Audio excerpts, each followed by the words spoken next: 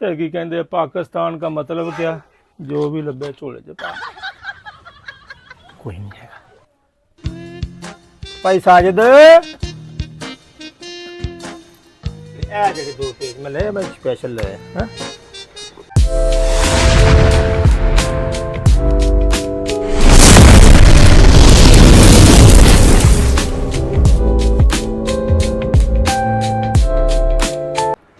ਹਾਏ ਹਾਏ ਕਿਤੇ ਘਰਦਿਆਂ ਨੇ ਮੁਸੀਬਤ ਪਾਈ ਹੁੰਦੀ ਆ ਕਦੀ ਬਲਬ ਸੜ ਗਿਆ ਕਦੀ ਸੁੱਚ ਸੜ ਗਿਆ ਕਦੀ ਇਸਤਰੀ ਸੜ ਗਈ ਚੱਲ ਵੀ ਸਾਜੇ ਦੀ ਦੁਕਾਨ ਤੇ ਚੱਲਦੇ ਆ ਹਾਏ ਹਾਏ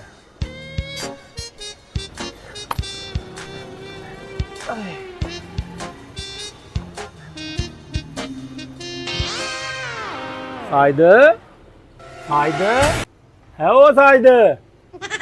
ਭਾਈ ਸਾਜਦ ਭਾਈ ਸਾਜਦ अभी मजा आएगा ना भिड़ो ओ भाई साहिद ये किधर नु चला गया भाई भाई साहिद सोच लाने यार अच्छा की भाई साहिद अली ओ भाई साहिद अच्छा किया दिन ना हाथ भाई दो भाई साहिद तू तो बंद हो जा मरवाएगा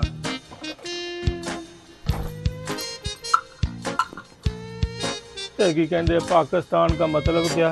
जो भी लभे झोले च पा साजिद अली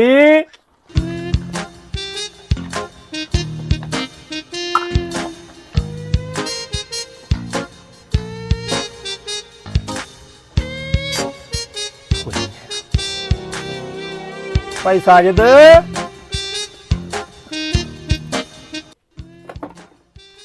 रात में दिखता नहीं है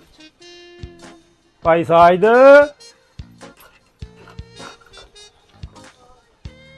भाई साजिद आ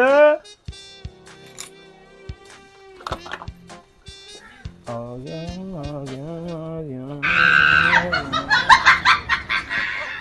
भाई साजिद अली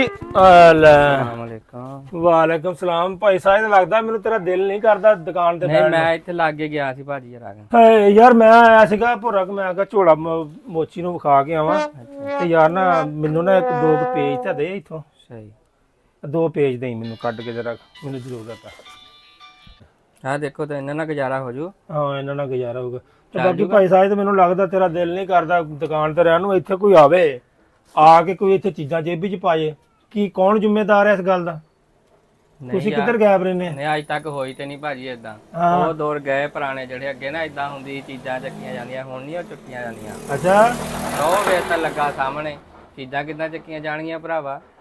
ਇਸੇ ਕਰਕੇ ਤੇ 10000 ਰੁਪਇਆ ਲਾਇਆ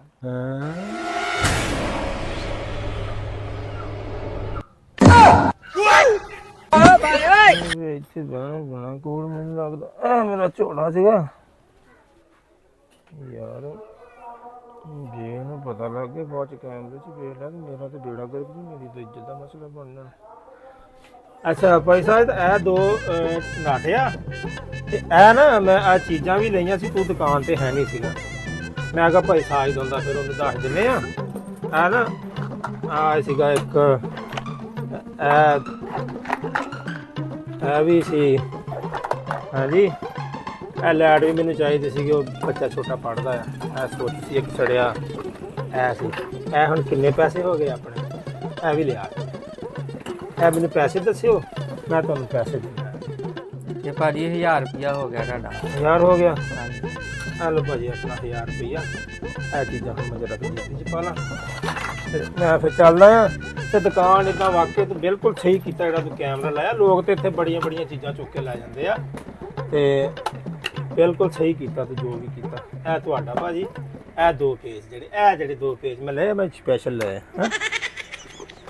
ਮੈਂ ਹੁਣ ਚੱਲਦਾ ਚੰਗਾ ਭਾਈ ਸਾਹਿਬ ਬਹਿ ਜਾਓ ਭਾਜੀ ਬਹਿ ਜਾਓ ਯਾਰ ਤੁਹਾਡੀ ਨਜ਼ਰ 'ਚ ਕੋਈ ਮਕੈਨਿਕ ਨਹੀਂ ਹੈਗਾ ਕਾਹਦਾ ਭਾਈ ਯਾਰ ਕੈਮਰਾ ਪਰਸੋਂ ਦਾ ਖਰਾਬ